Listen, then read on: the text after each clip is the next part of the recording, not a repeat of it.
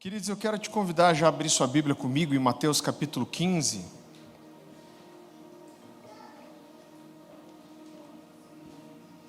Abre em Mateus capítulo 15, deixa só eu fazer uma introdução aqui para você. A gente está numa série de mensagens, desde que a gente começou o jejum no dia 1º de setembro, falando sobre um tempo que nós acreditamos que nós estamos entrando de um período de despertamento, de mover de Deus, e talvez em primeiro lugar um período de transformação, da mudança de uma estação espiritual. Essa provavelmente é a última mensagem nesse sentido que eu estou trazendo. E nós fizemos 40 dias de jejum aqui, eu quero, para quem, se alguém não está por dentro, do dia 1º de setembro ao dia 10 de outubro, a gente teve oração na igreja todos os dias, das 8 da noite até as 2 da manhã, e nós decidimos estender esse jejum por 40 dias.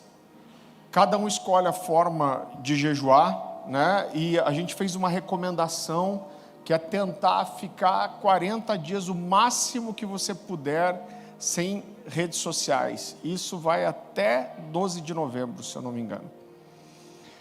Agora, eu queria só, antes da gente entrar na palavra, eu queria te falar algumas coisas. E eu quero ser muito transparente, vulnerável aqui. Queridos, a gente não quer passar nenhuma imagem para vocês de que a gente tem todas as respostas e a gente ouve tudo de Deus com clareza. Então, quando a gente teve essas impressões e a nossa vontade é corresponder à vontade de Deus, o nosso coração dizia: Deus quer falar alguma coisa, Deus quer mudar uma estação, Deus quer apontar para algo, Deus quer falar de um tempo novo.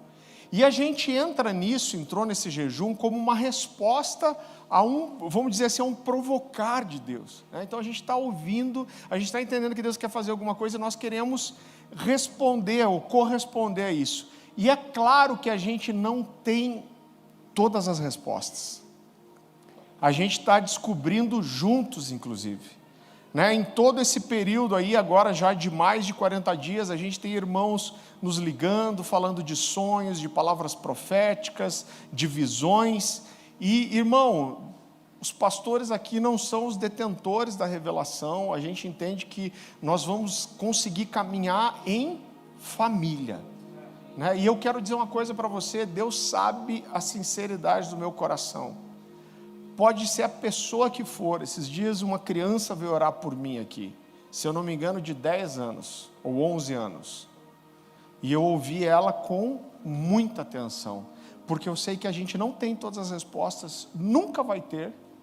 Deus não quer que ninguém tenha tudo, então a gente precisa ter o nosso coração sensível para isso.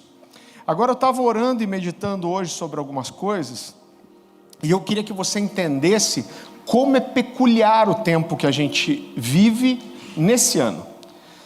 Então, há alguns meses atrás, a gente se envolveu como igreja. Eu não lembro exatamente como começou, se alguém lembrar me diga, mas o IHOP Kansas City, que é um pessoal que está há mais de 20 anos já, em oração e adoração, 24 horas por dia, 7 dias por semana. Faltou a palavra. Mobilizaram um jejum e intercessão de 40 dias global por Israel. 21 dias, global por Israel. O Mike Bickle, que é o líder desse ministério há mais de 2 décadas, falou: esse é o jejum mais importante da minha vida. Irmão, não estava nada acontecendo em Israel. Vocês lembram quando foi isso? Será que foi julho, mais ou menos, ali, alguma coisa assim? Maio. Então olha só, e eles foram mobilizando pessoas no mundo inteiro, e eles conseguiram envolver 50 milhões de pessoas, orando por Israel e jejuando por 21 dias. A gente como igreja se envolveu aqui nisso.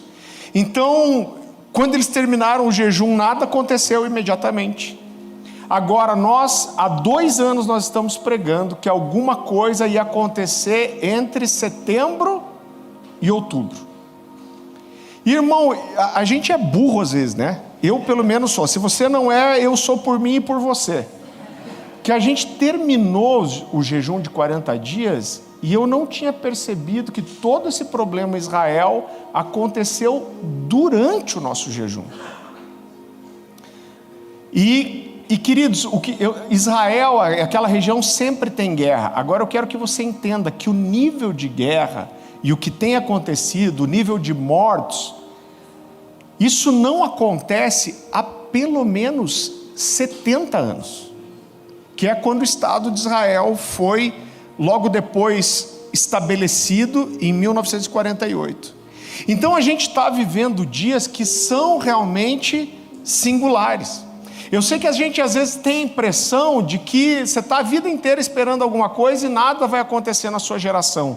Eu lembro que alguns anos atrás eu estava no Coliseu lá em Roma e eu vi, tinha um museu que eles montaram dentro do Coliseu, uma mostra. E eu vi algumas esculturas que tinham 4.000 anos. E eu lembro que aquilo me chocou, me deu acho que um choque de realidade, porque aquilo foi feito no Egito. E eu pensei, cara, e essa pessoa que moldou isso aqui, talvez tenha visto Moisés. Então isso me levou a perceber como a gente não é nada. É que a nossa vida é muito breve e nós não somos nada perto da história. Agora, mesmo assim, as coisas acontecem. Agora eu quero que você entenda o quanto é singular esses dias. Por quê? Porque a gente está falando que nada parecido aconteceu há pelo menos 70 anos. E quando aconteceu 70 anos atrás, não existia uma nação de Israel. Por que que isso é significativo? Eu vou dar um breve panorama para você. A gente entende, querido, que Israel é o relógio da escatologia, é o relógio dos últimos dias. Amém? Então, a gente tem orado, as pessoas têm esperado a volta de Jesus a todas as gerações, desde que Jesus ressuscitou. Mas existem duas coisas que aconteceram nos últimos anos agora, que são muito significativas. Quais são elas? Quando se fala de escatologia, existem várias linhas diferentes, mas tem uma coisa que quase todo mundo concorda, que existe um marco dos últimos 7 anos, e que quase todo mundo olha para o Apocalipse, para a escatologia e fala, quando isso aqui acontecer, são 7 anos. O que é? O que envolve isso? É um acordo de paz entre Israel e a Palestina, e se não a reconstrução do templo, pelo menos a liberdade dos judeus de voltarem a usar o monte do templo para fazer os sacrifícios. Isso é muito claro para nós nas profecias, certo? O que aconteceu de tão diferente nos últimos anos? A vida inteira se acreditou que aquela cúpula dourada, você já viu essa imagem de Israel, que tem uma cúpula dourada? Isso aí está em cima do monte. Então se acredita, né, que o Muro das Lamentações é um pedaço do Templo de Salomão. Então os judeus entendem que tem que ser reconstruído ali o templo, porque é o lugar que Deus escolheu. Só que existe nesse lugar aquela cúpula dourada que é uma mesquita muçulmana. Então dentro da área de Israel existe esse lugarzinho lá que é ocupado pelos palestinos. Para que o templo seja reconstruído, aquela mesquita tinha que sair. Então esse é o pensamento, irmão, de todos os tempos passados. O que se descobriu, a arqueologia descobriu, isso para mim é algo que nunca aconteceu na história. A arqueologia descobriu provas, e isso você encontra documentário até no Discovery Channel, que na verdade o lado aonde o templo estava não é o lado da mesquita, mas é o outro lado. Ou seja, não precisa destruir a mesquita necessariamente para a reconstrução do templo. Irmão, isso é muito significativo. E a segunda coisa é que não acontece uma guerra como essa em Israel há muito tempo. Outra coisa que você precisa entender é que quando a gente olha para as profecias do Antigo e do Novo Testamento, Tudo isso aponta para uma restauração da nação de Israel. Só que se a gente voltar 70 e poucos anos, não existia uma nação de Israel. Eu li um livro de escatologia que é antes de 48, e eles não conseguiam dizer, eles falavam de um Israel espiritual. Por quê? Porque não existia uma nação de Israel. Então olha o que aconteceu de 48 para cá. Existe uma nação de Israel, ela está no lugar certo. Um grande impedimento para a reconstrução do templo foi retirado, e a coisa está fervendo lá de um jeito que a gente não sabe no que vai dar. Então eu estou dizendo para você que esses são os últimos dias? Irmão, eu não sei. Agora, aqui nos nossos dias agora, está acontecendo uma coisa singular, que não se vê há muito tempo. Isso está. Então essa guerra pode muito fácil tomar uma proporção gigantesca, a ponto de empurrar para um acordo de paz, aonde Israel possa usar o pico do monte. Irmão, se esse acordo de paz acontecer, Israel tem tudo preparado há muitos anos para voltar a fazer o sacrifício. Inclusive eles dizem que tem a Arca da Aliança. O dia que isso acontecer, são 7 anos. Então eu acredito que tudo isso precisa despertar o nosso coração para a realidade espiritual que a gente vive. A Bíblia diz que quando Jesus vier vai ser como os dias de Noé, que as pessoas viviam, se casavam, se davam em casamento, mas de repente, o que a Bíblia está dizendo? Ela está dizendo que as pessoas vão continuar vivendo a sua vida normalmente. Nós temos uma tendência de ter um contato com uma realidade do céu, mas logo depois disso, amanhã, você vai voltar para o seu trabalho, para a sua vida, para as suas contas, para as suas responsabilidades, e a gente tem uma tendência de se afastar da realidade espiritual.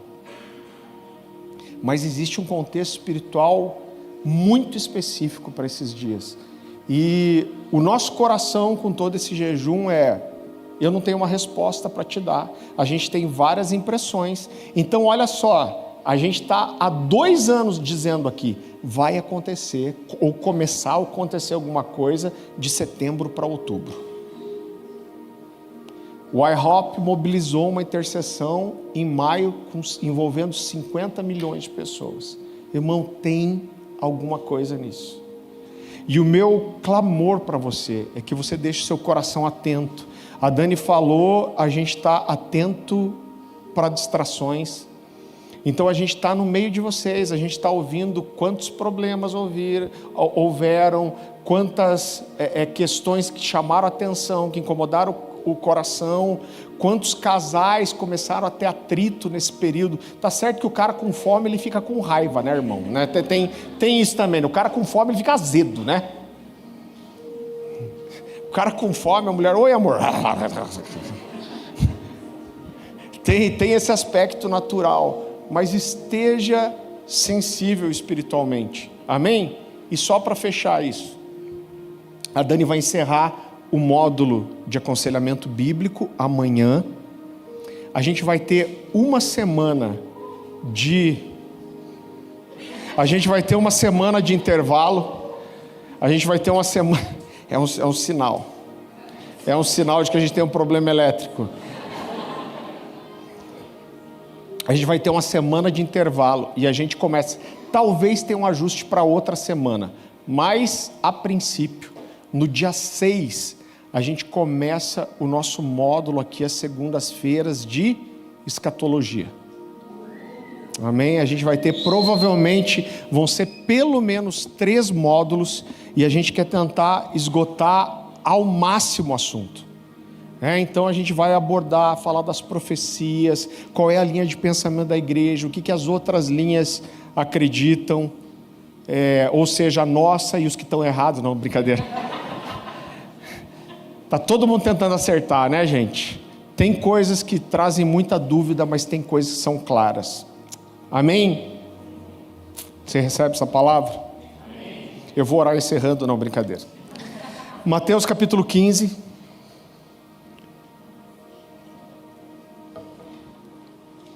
Versículo 1. A palavra do Senhor diz assim: Então alguns fariseus e escribas vieram de Jerusalém até Jesus e perguntaram: por que os seus discípulos transgridem a tradição dos anciãos, porque não lavam as mãos quando comem?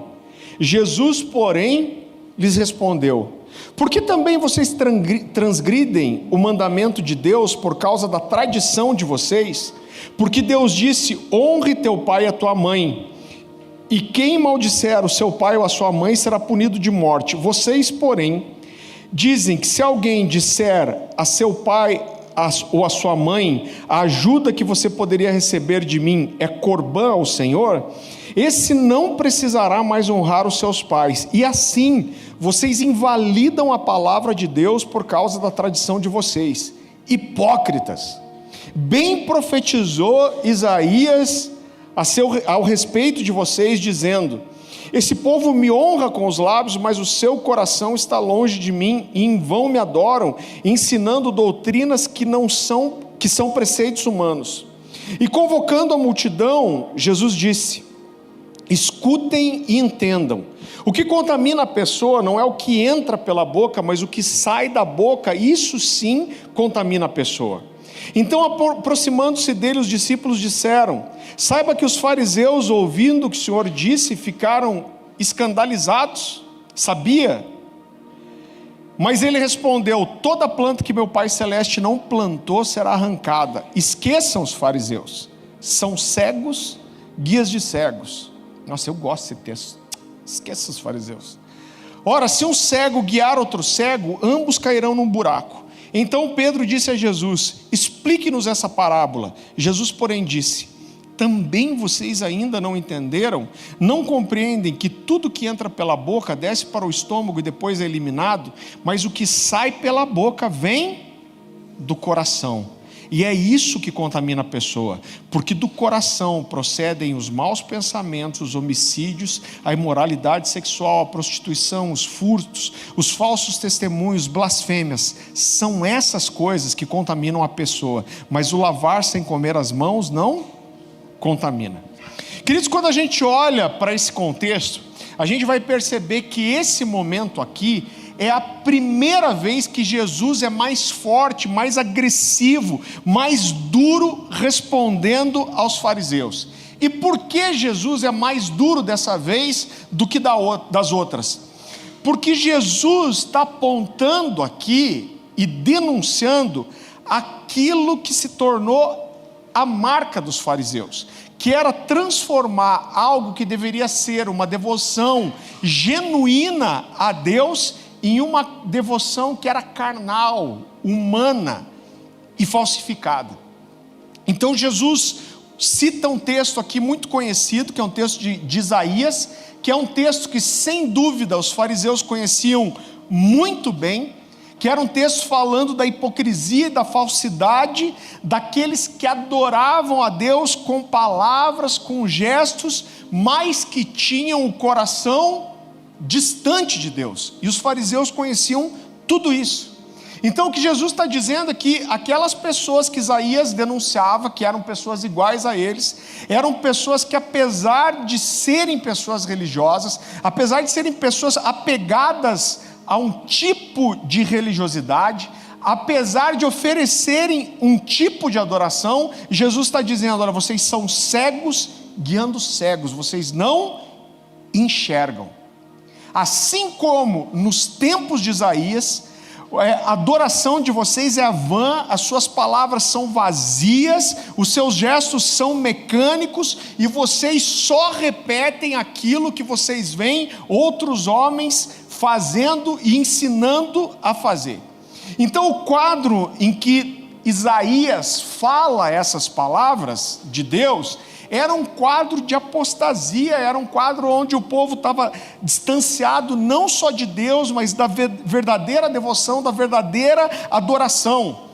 E o que Jesus está mostrando é que aquilo que era verdadeiro estava sendo substituído por rituais humanos, por regras que eram de homens, por um modelo de culto que não era espiritual, que era carnal. Ele usa uma palavra interessante, ele fala que havia sido aprendido maquinalmente, né? Então ele está falando, olha, de forma mecânica. Então ele está dizendo, o culto que vocês oferecem não é fruto de relacionamento, não é fruto de intimidade, não é fruto de vida. Eu quero que você vá comigo agora para ler esse texto de Isaías 29.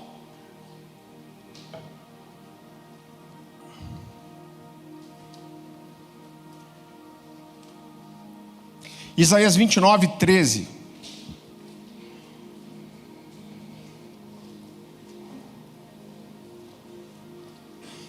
A palavra do Senhor diz assim: o Senhor disse: visto que esse povo se aproxima de mim, e com a sua boca e com os seus lábios me honra, mas o seu coração está longe de mim, e o seu temor para comigo consiste em mandamentos de homens que maquinalmente aprendeu. Então o que Jesus está denunciando aqui mais uma vez, ele está dizendo que existia uma troca da palavra de Deus, da verdade de Deus, por algo que era simplesmente a tradição dos homens. E Marcos, quando fala desse mesmo texto, ele usa uma outra expressão muito interessante. Eu quero que você vá comigo lá para Marcos, Evangelho de Marcos, capítulo 7. A partir do versículo 9.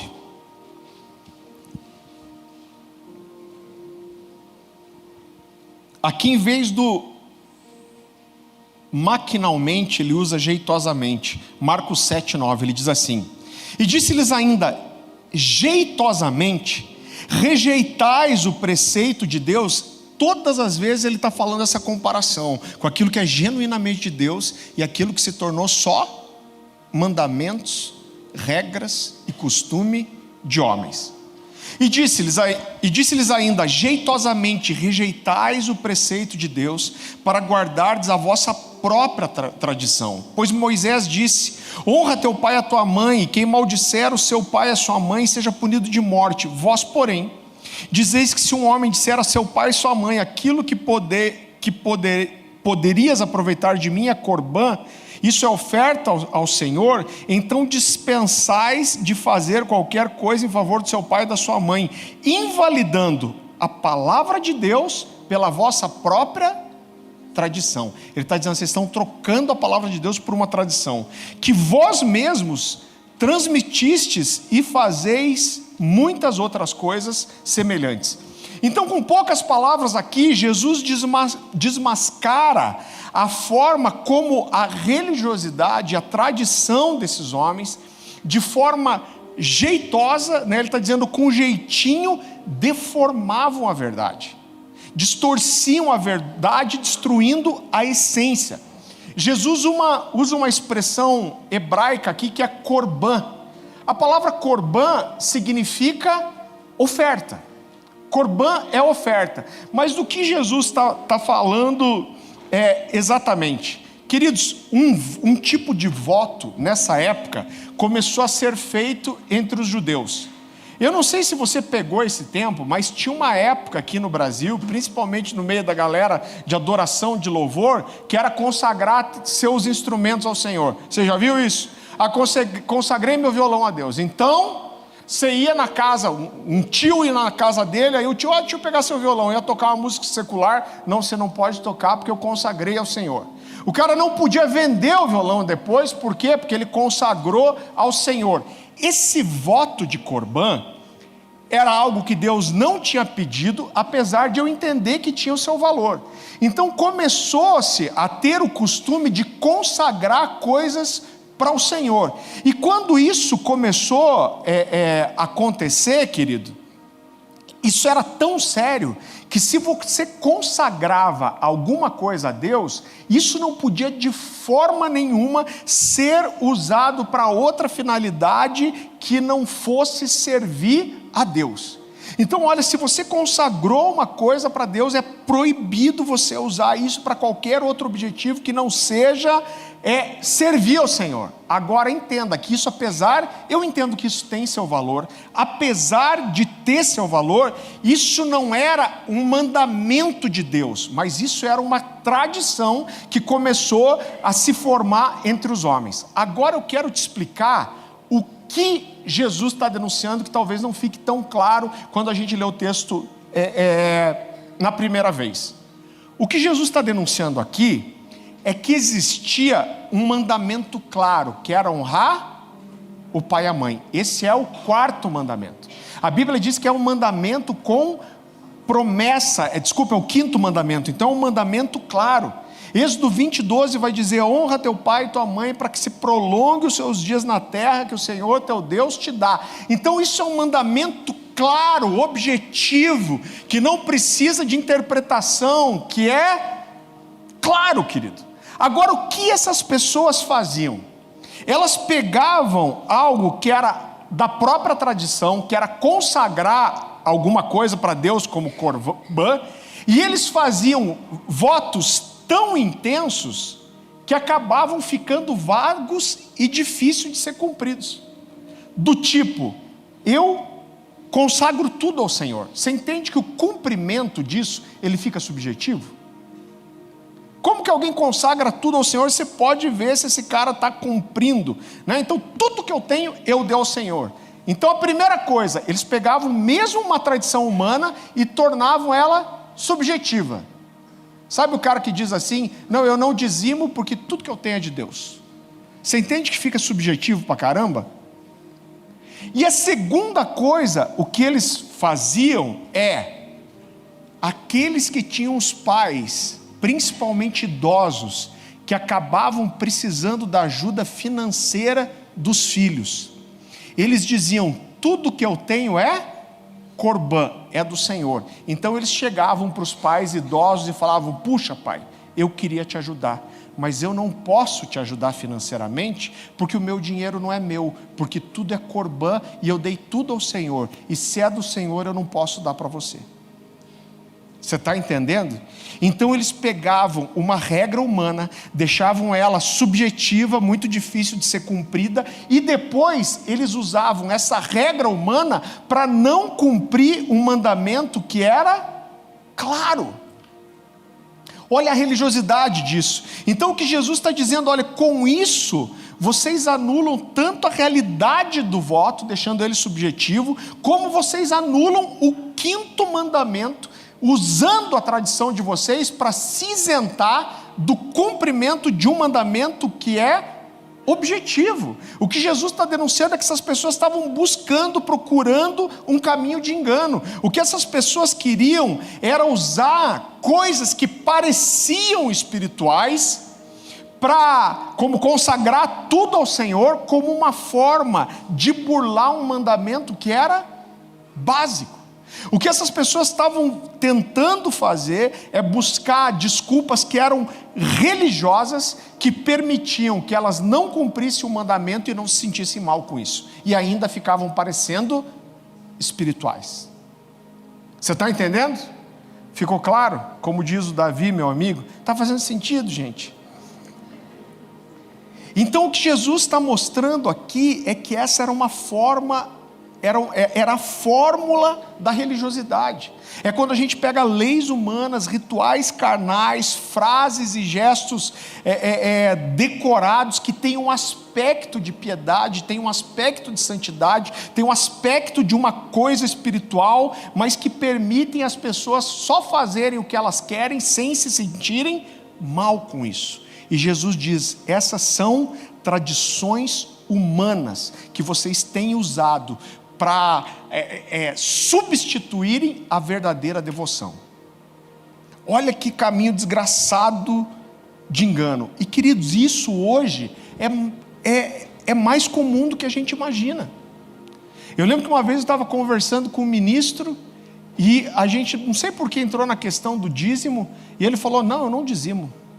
Eu falei: caraca, cara, você não diz. Então você vive ministrando nas igrejas, você vive de oferta que vem do dízimo das pessoas, mas você não oferta. Não, é porque o dízimo é muito pouco para mim. O dízimo era do Antigo Testamento, que era só 10%. Hoje 100% do que eu tenho é de Deus. Eu falei: caraca, mano, que santidade. Eu falei: você chegou com aquele carro ali, né? A gente estava comendo um negócio. Ele falou: é. Eu falei: aquele carro, ele está no teu nome? Ele falou: tá. Eu falei assim: no último mês, quantas pessoas usaram esse carro fora você? Ele falou, não, acho que só eu usei. Eu falei, então para com essa história que é de Deus, que não é de Deus, não é seu. É seu, cara. Só você que usa, está no seu nome, você faz o que você quiser com ele. Então não venha com essa história. Né? Você já viu gente que diz assim, você pergunta, você tem tempo, como está teu tempo devocional? Não, eu passo o dia inteiro em espírito de oração. É uma forma religiosa de negligenciar um mandamento e uma disciplina espiritual elementar. Então, mais uma vez, Jesus está dizendo, olha, está havendo uma troca aqui. Vocês jeitosamente estão encontrando uma forma de manipular, de descumprir mandamentos claros, usando exceções humanas. Vocês fizeram para si mesmos tradições, rituais, que têm substituído a verdade, que têm substituído o mandamento claro, que têm substituído a essência do mandamento. E o que é pior, vocês ainda se acham religiosos. E a condenação que Jesus dá para eles é uma condenação de hipocrisia. Jesus diz, vocês são hipócritas. Vocês estão tão preocupados em os discípulos comerem sem lavar as mãos, mas vocês não estão percebendo que o interior de vocês é podre, que vocês são imundos por dentro. Então o que Jesus está dizendo é a contaminação que está em vocês é muito pior do que a contaminação de comer sem lavar as mãos, mas vocês não percebem isso. O que Jesus está dizendo é, vocês estão coando o mosquito e engolindo o camelo. É isso que Jesus está dizendo. Agora, olha só, quando os mestres da lei perguntam para Jesus qual era o maior dos mandamentos, olha o que Jesus disse. Vá comigo para o Evangelho de Marcos. Capítulo 12.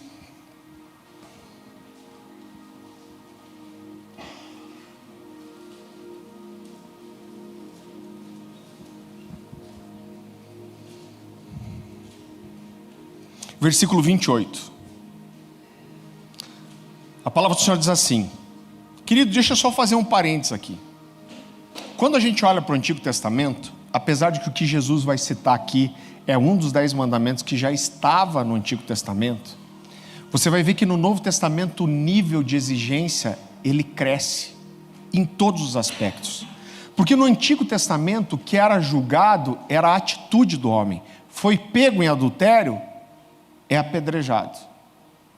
Só que quando chega no Novo Testamento, Jesus diz assim, se alguém olhar para uma mulher com intenção impura. O que é intenção? É o cara, ele tem uma decisão no coração dele de cometer o adultério. Talvez ele não consiga, na lei ele estaria livre. Mas aqui Jesus está dizendo, se alguém intencionou, decidiu no seu coração você já pecou. A Bíblia vai falar do coração entrando aqui no Novo Testamento. E olha o que o texto diz. Chegando um dos escribas, tendo ouvido a discussão entre eles, vendo como Jesus lhe houvera respondido bem, perguntou-lhe, qual é o principal de todos os mandamentos? Respondeu Jesus, o principal é, ouve, ó Israel, o Senhor, o nosso Deus, é o único Senhor. Então ele diz, amarás, pois, o Senhor teu Deus de todo o teu coração, de toda a tua alma, de todo o teu entendimento, de toda a sua força. Então eu quero que você entenda que o X da questão aqui, o motivo da indignação das palavras de Jesus, é que havia uma incoerência muito grande na aparência de piedade que aquelas pessoas tinham, na aparência de santidade, aparência de devoção, aparência de verdade, mas nenhuma dessas coisas condizia com a realidade interna, ou com a realidade do coração. Então ele está dizendo, vocês parecem santos, vocês parecem cheios de mandamentos, vocês parecem cheios de santidade, cheios de votos, mas o seu coração não é meu. O que Jesus está dizendo é o que eu vejo por fora não é condizente com a verdade do coração de vocês, como aquele marido que traz flores para a mulher toda semana, mas tem um amante. É isso que Jesus está denunciando aqui. O que ele está dizendo é que quando não há o conhecimento de Deus mas apenas a tradição, você pode até cumprir regras, você pode até obedecer um ritual, mas apesar disso ser sim um tipo de obediência, ritual, isso nunca vai ser recebido por Deus como uma manifestação genuína de adoração. É por isso que Jesus inicia a conversa aqui falando sobre lavar as mãos e falando sobre honrar os pais, mas você percebe que a conversa rapidamente sai de lavar a mão e de honrar os pais para a falta de compreensão sobre a verdadeira adoração. Jesus leva a conversa para esse caminho. Agora eu quero que você entenda, querido, que o grande problema aqui não é o ritual em si. Às vezes a gente tem um problema com essa questão ritual, mas eu quero dizer para você que o ritual ele faz parte. Por quê? Porque todos nós temos rituais. O ritual fala de um hábito que é construído e repetido, e eu quero dizer para você que isso não é ruim necessariamente, isso é bom. Sabe por quê? Porque a verdade a gente não pode espiritualizar, e não existe construção de um relacionamento genuíno com Deus sem disciplina, irmão. Porque se você for gastar tempo de oração, de leitura da Bíblia, só quando você tem vontade, você não vai crescer espiritualmente nunca, porque vai ter dia que você tem vontade, vai ter dia que não. E quer que eu te diga? O dia que você não tem vontade, normalmente é o dia que você mais precisaria orar, jejuar ou ler as Escrituras. Então o ritual, ele faz parte, ele fala de um hábito, de uma prática constante. Então quando Jesus fala, entra no teu quarto, fecha a tua porta e fala com teu pai em secreto, isso é um ritual. O problema não é o ritual. Semanalmente você vinha aqui na mesma hora para assistir um culto, para adorar o Senhor, para ouvir uma palavra, para se prostrar, para adorar ao Senhor, para ofertar, isso é um ritual. O problema não está no ritual, na liturgia, mas essas coisas só vão ter valor se o ritual expressar uma realidade interna. O ritual só vai ter valor se a liturgia que você faz fora é a mesma liturgia que você tem dentro. Vir para cá, para um culto público, querido, é um ritual. Ter uma vida devocional é um ritual. Ter os olhos puros é um ritual. Ter uma atitude perdoadora é um ritual. Ter um coração quebrantado é um ritual. Só que esse é o tipo de ritual que as pessoas não veem, mas que Deus vê. Então você pode estar aqui todo domingo, fiel, entregando seu dízimo, levantando a mão, adorando, se prostrando no chão. Isso todo mundo vê, o seu ritual e a sua liturgia externa.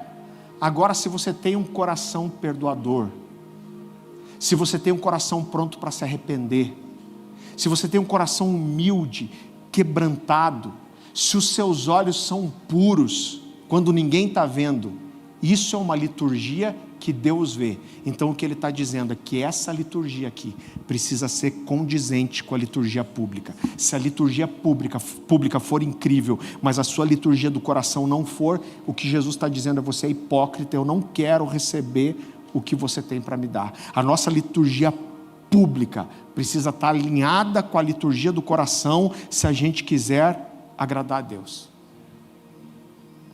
E Jesus cita o texto de Isaías, você não precisa abrir de volta. O Senhor disse: visto que esse povo se aproxima de mim, e com a sua boca e com os seus lábios me honram, mas o seu coração está longe de mim, e o seu temor comigo consiste em mandamentos de homens que maquinalmente aprendeu. Então ele está usando aqui, como eu falei, as palavras de Isaías, falando de uma devoção que não era sincera, que era aprendida de forma mecânica. Então ele está dizendo: olha, vocês fazem o que vocês veem os outros fazer, vocês fazem porque vocês aprenderam que deve ser feito, vocês fazem porque vocês querem ser recebidos por um grupo, vocês fazem porque vocês não querem passar uma imagem de não serem pessoas espirituais, mas na verdade tudo isso é mecânico.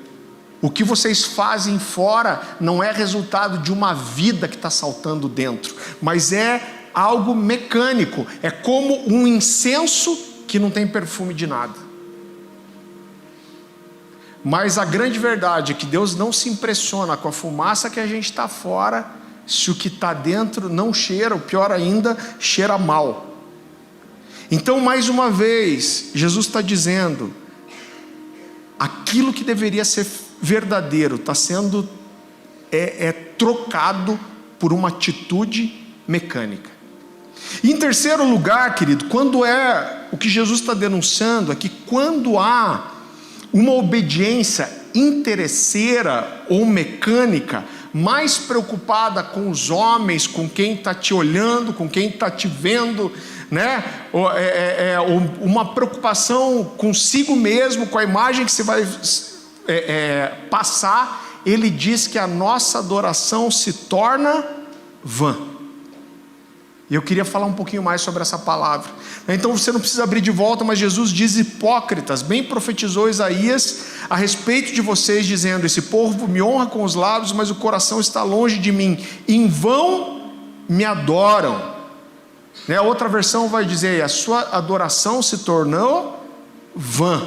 Então ele está dizendo: vocês são como o povo dos tempos de Isaías. Agora olha só, Jesus está citando Isaías, e isso aconteceu 800 anos antes. Jesus está dizendo, você entende que ele está denunciando o seguinte, ele está dizendo: olha, o tempo passa, os séculos passam, mas a hipocrisia, a cegueira espiritual, a loucura de vocês é a mesma dos dias de apostasia de Isaías. Ele está dizendo: vocês estão repetindo o que as pessoas fizeram 800 anos atrás.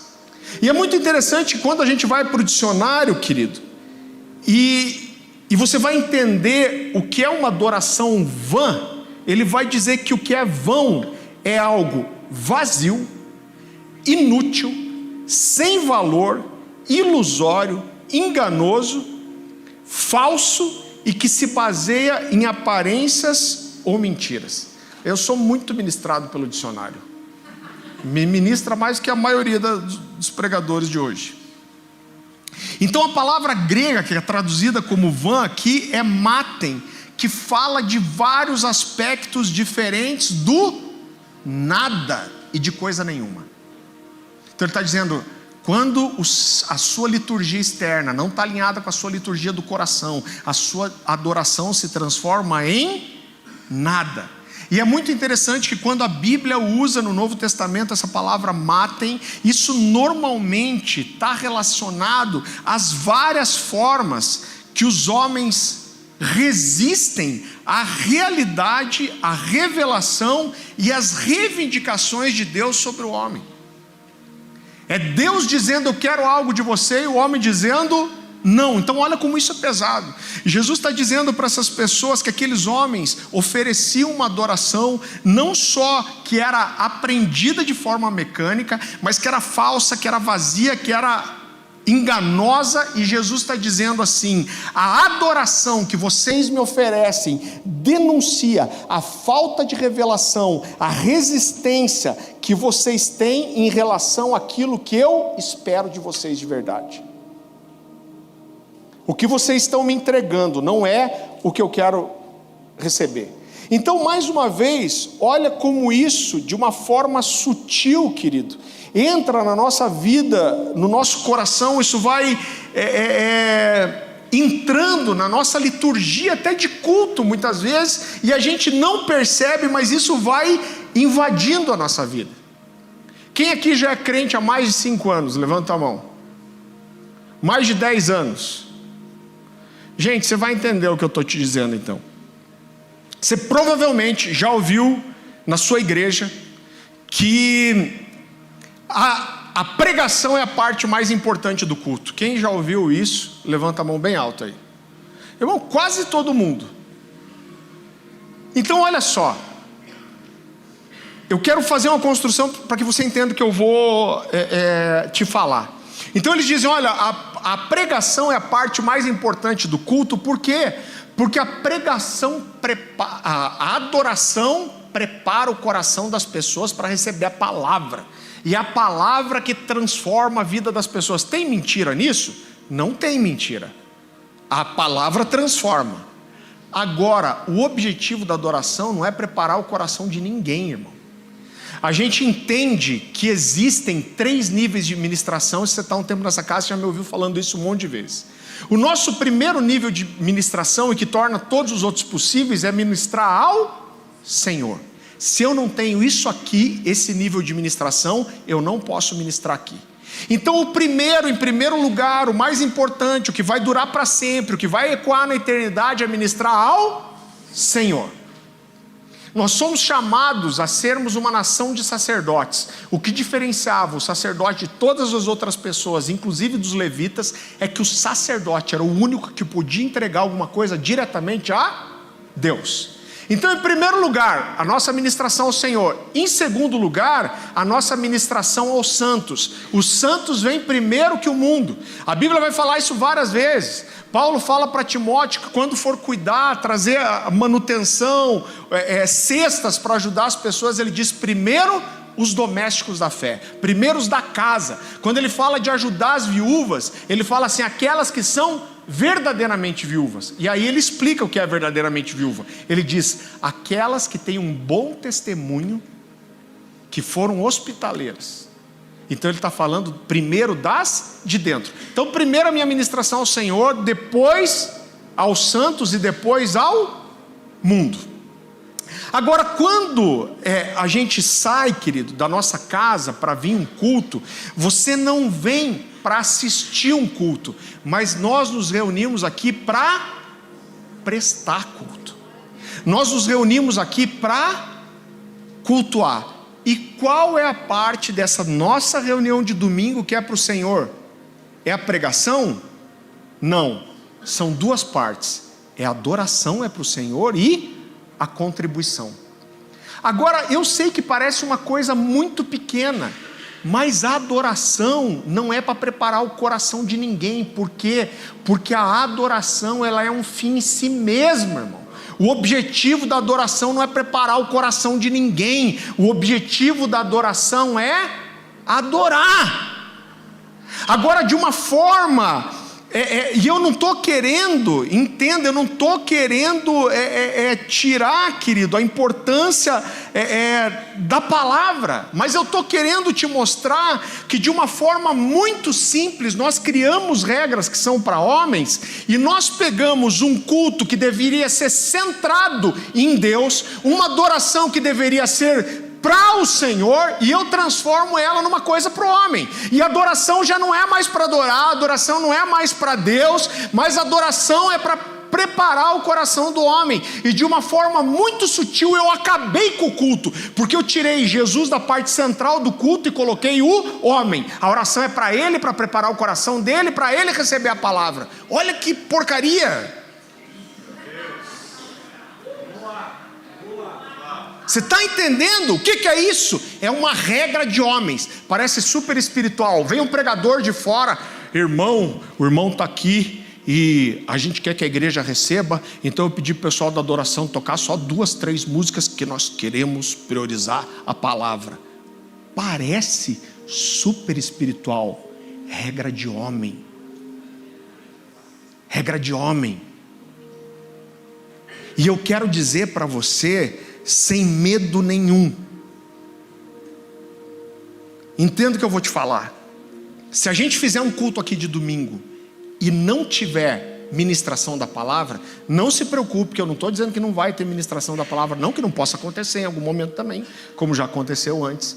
Mas se a gente vier aqui adoração, fechar o pau e não tiver palavra, um monte de gente vai sair falando mal, um monte de gente vai sair reclamando, um monte de gente vai falar assim, é um absurdo, não venho mais nessa igreja, porque eu vim aqui para ser ministrado, receber uma palavra e não recebi. Sabe o que isso denuncia? Só o quanto você é religioso e você está apegado mais ao que você aprendeu do que a Bíblia fala sobre cultuar. Porque tudo que a gente aprende de cultuar na Bíblia, fala de cultuar ao Senhor. Mas você quer vir porque você quer uma boa palavra. E não é ruim você querer uma boa palavra. O problema é você achar que esse culto é para você. E de uma forma muito simples, jeitosamente, nós pegamos uma tradição dos homens e nós substituímos aquilo que realmente é de Deus por uma tradição que a gente criou. Igualzinho esses encardidos aqui.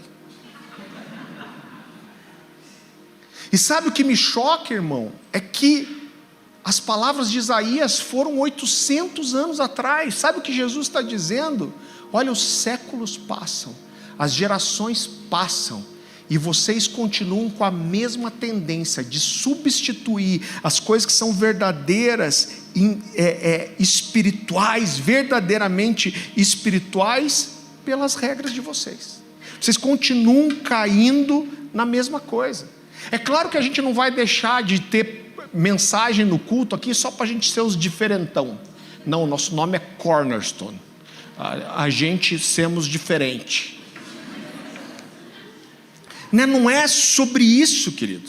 Mas eu creio que isso denuncia como o engano entra de forma fácil no meu coração. Olha, dicionário Hawais da língua portuguesa. É quase um livro de cabeceira. O que o dicionário da língua Hawais diz que é culto? Olha só o que é culto: reverência a uma divindade, veneração, paixão intensa por alguém ou alguma coisa. Ele sabe mais do que adoração que a gente.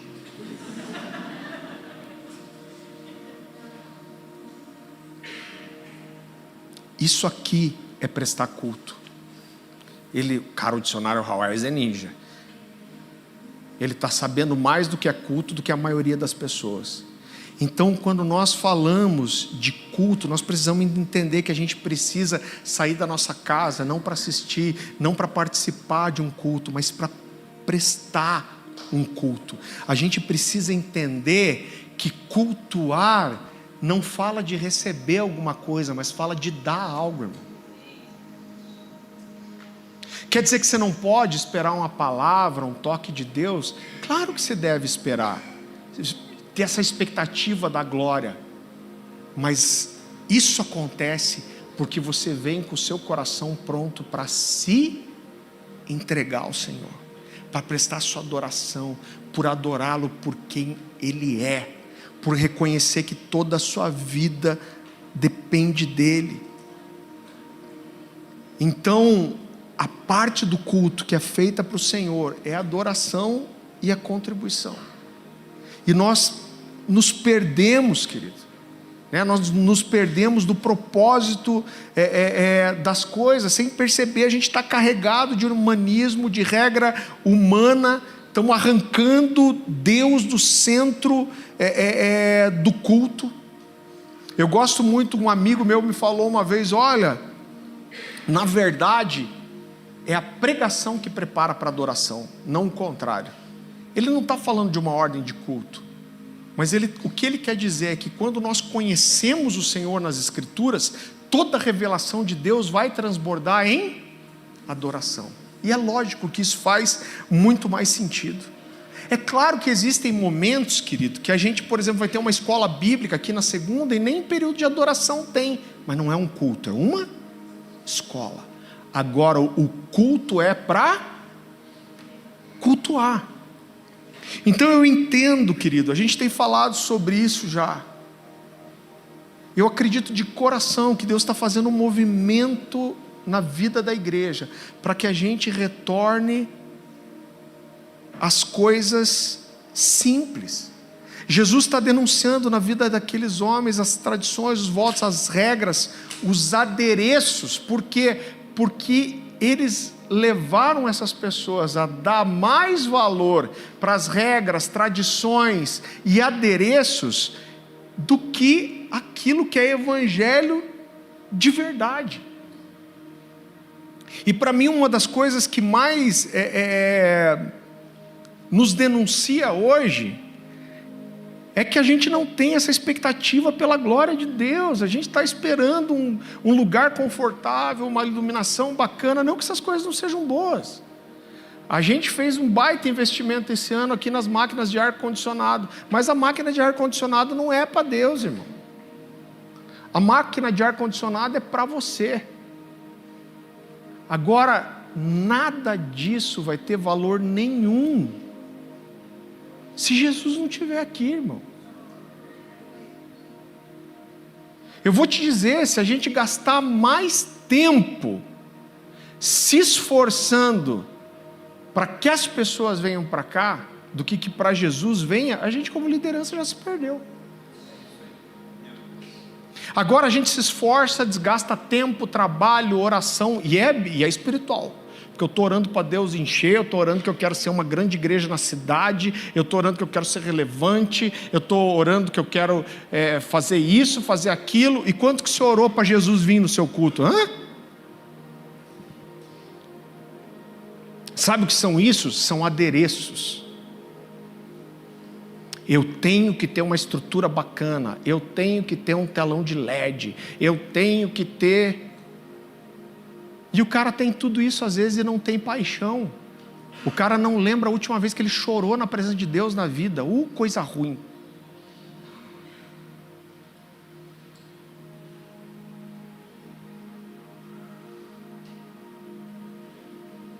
Você consegue imaginar, cara? Eu tenho uma expectativa que quando eu chegar no céu, Deus vai olhar para mim e vai falar: seu cara, seu telão era incrível, suas bandas, como você me honrou. A honra que Jesus espera, eu falei isso outro dia aqui, é uma mulher lavando os pés dele com lágrimas e secando com o cabelo. Para mim isso, Jesus olha e fala: essa é uma excelente adoradora.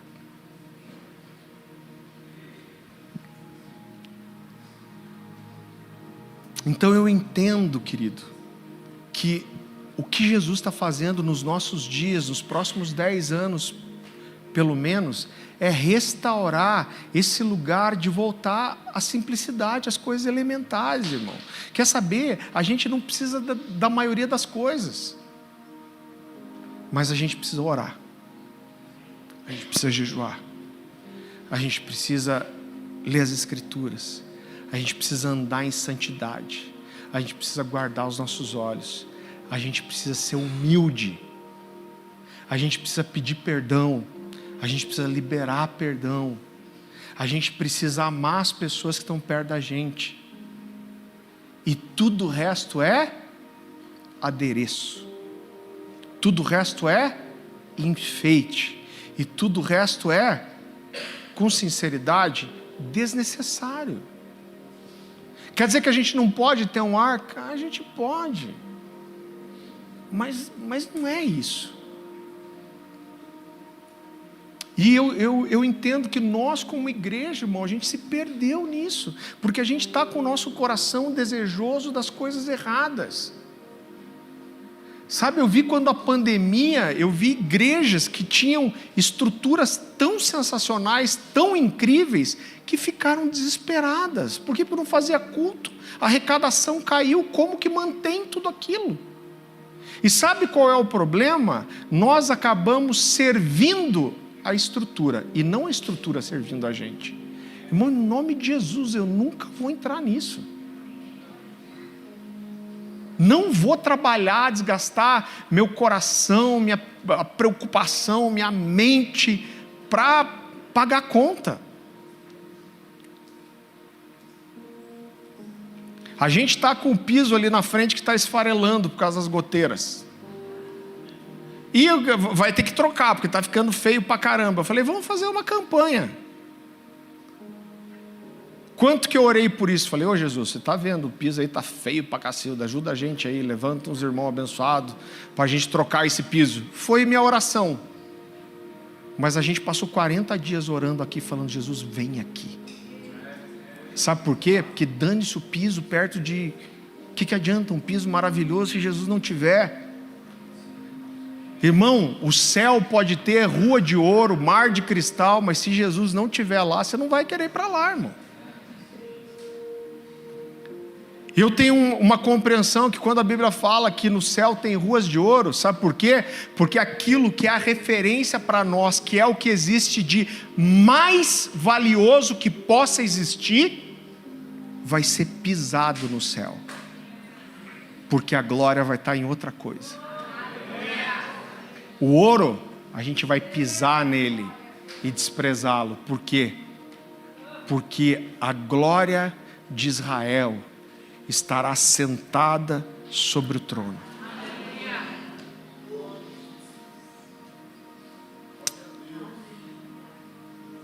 Queridos, a revelação, ela é progressiva. Eu entendo que Jesus tem nos levado para esse lugar. Quando a gente olha para as Escrituras, eu queria terminar com isso. A revelação de Deus, ela é progressiva, e o ápice da revelação das Escrituras é Jesus. Jesus é o ápice da revelação. Quando você olha para uma pregação bíblica, a pregação bíblica, ela tem uma construção de uma revelação. Eu vou construindo, levando você para o entendimento, e o ápice disso é quando a gente, normalmente, quando a gente conclui uma mensagem e talvez leve você para um apelo ou para uma decisão. E querido, eu quero te dizer que as canções não são diferentes disso. E eu quero voltar aqui para o que Jesus estava falando sobre a adoração. Uma adoração verdadeira que vem do coração. Eu vou te falar uma coisa que talvez eu seja muito criticado. Ainda bem que eu não sou conhecido assim para todo mundo ficar assistindo as bobagens que eu falo. Mas essa eu acredito que é verdade. Eu acredito hoje que a adoração numa casa, numa igreja, quando ela é intencional, ela chega a ter mais capacidade de estabelecer doutrina do que a pregação. Não é à toa que Deus estabeleceu as canções, que deu canções para Davi, que mandou a gente cantar. Não é à toa que o povo de Israel canta as Escrituras desde sempre. Vamos trazer isso para o contexto secular. Quando você olha todas as grandes revoluções que tiveram no mundo, né, os anos 60, os anos 70 ali com o movimento hippie, liberação sexual, tudo isso foi difundido e propagado principalmente pela música. Você começa a cantar e aquilo vai trazendo uma realidade para você.